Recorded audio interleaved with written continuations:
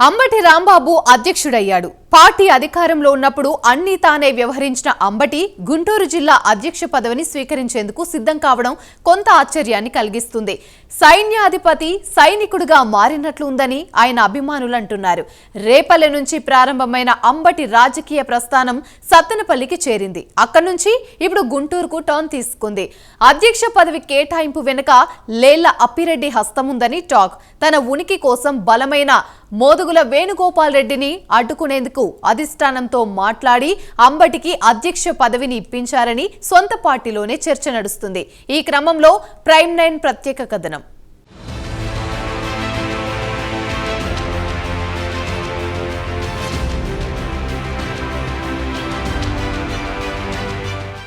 అంబటి రాంబాబు ఎప్పుడూ వార్తల్లో నిలిచేందుకు ఇష్టపడతాడు. ఆయనే స్వయంగా చెప్తుంటాడు, నెగటివ్ ఆర్ పాజిటివ్ వార్తలలో ప్రముఖంగా ఉండడమే తన లక్ష్యమని. కన్నానుద్దేశించి వ్యంగ్యంగా నాపై పోటీకి వస్తాదుని తీసుకొచ్చారు. 3 పార్టీలు మారిన వ్యక్తి నాపై గెలుస్తాడంట. 3 పార్టీలే కాదు, నియోజకవర్గాలు కూడా మార్చాడు. నేను మాత్రం వైఎస్ కుటుంబానికి విధేయుడిగానే ఉన్నాను. మంత్రిగా సత్తెనపల్లి ప్రజలకు అందుబాటులో ఉన్నాను. ఇవి అంబటి రాంబాబు ఎన్నికల ముందు చేసిన కామెంట్స్. అంబటి ఎన్ని చెప్పినా సత్తెనపల్లి ప్రజలు మాత్రం పట్టించుకోలేదు. అంబటిని ఈసారి ఇంటికే పంపించారు.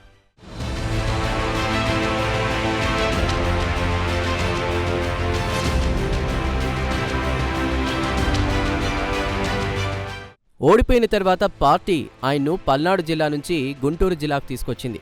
ఏకంగా అధ్యక్ష బాధ్యతలే అప్పగించింది. దీంతో అందరూ రాంబాబు గుంటూరు రాకపోకపై చర్చించుకుంటున్నారు. ఉమ్మడి గుంటూరు జిల్లాలో రేపల్లెకు చెందిన అంబటి రాంబాబు కాంగ్రెస్ వాదిగా వైఎస్ అనుంగ శిష్యుడిగా పేరుగాంచాడు. 1989లో రేపల్లె నుండి పోటీ చేసి గెలిచిన రాంబాబు ఆ తర్వాత 1994, 1999లో ఓటమి చెందారు. అటు తర్వాత వైఎస్ బ్రతికున్నంతకాలం ప్రత్యక్ష ఎన్నికల్లో పోటీ చేయలేదు. అయితే వైఎస్ మరణం తర్వాత జగన్ వెంట నడిచిన ఆయనకు 2014లో సత్తెనపల్లి నుంచి పోటీ చేసే అవకాశం కల్పించారు. అప్పుడు ఓటమి చెందిన అంబటి 2019 ఎన్నికల్లో మాత్రం విజయం సాధించారు. మరలా 2024లో ఓటమి చవిచూశారు.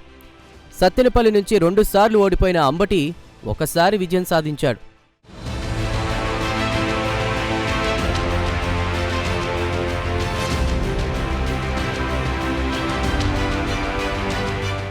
రెండు 2014లో నాన్ లోకల్ విమర్శలు ఎదుర్కొని ఓడిపోయారు. రెండోసారి మాత్రం అంబటి లోకల్ అయిన కోడెల శివప్రసాద్పై విజయం సాధించారు.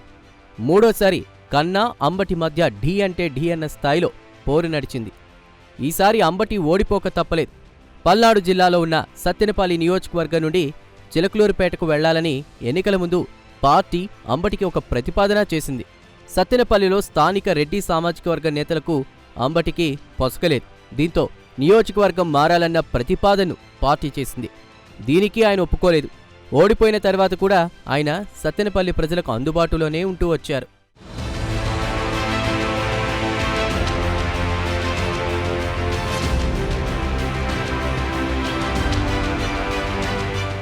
ఈ నేపథ్యంలో అకస్మాత్తుగా అంబటి రాంబాబును గుంటూరు జిల్లా వైసీపీ అధ్యక్షుడిగా నియమించారు అధినేత జగన్.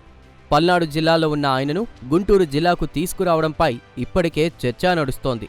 గుంటూరు జిల్లా అధ్యక్ష బాధ్యతలను మోదుగుల వేణుగోపాల్ రెడ్డి లేదా విడదల రజనీల్లో ఒకరికివ్వాలని మొదట జగన్ భావించారని తెలుస్తోంది. అయితే వీరిద్దరినీ కాదని అంబటిని గుంటూరుకు తీసుకురావడంపై పార్టీలోని వారే ఆశ్చర్యపోతున్నారు. అయితే జిల్లా అధ్యక్షులుగా సీనియర్లను నియమించాలన్న ఉద్దేశంతోనే జగన్ అంబటికి గుంటూరు జిల్లా బాధ్యతలు అప్పగించుంటారని చెప్తున్నారు ఆ పార్టీ శ్రేణులు.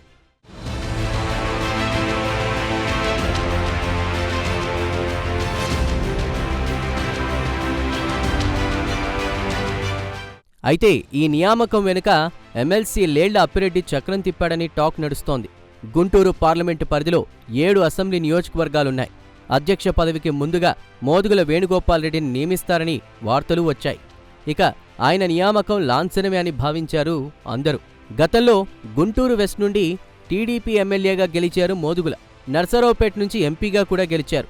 2019లో వైసీపీ పార్టీలో చేరి గుంటూరు ఎంపీగా పోటీ చేసి స్వల్ప ఓట్ల తేడాతో గల్లా జయదేవ్పై ఓడిపోయారు. అయితే పార్టీకి అత్యంత విధేయుడిగా కొనసాగుతున్నాడు. గుంటూరు పార్లమెంటు పరిధిలోని 7 నియోజకవర్గాల్లో వైసీపీ శ్రేణుల్లో మంచి పట్టున్న నాయకుడు ఆయన.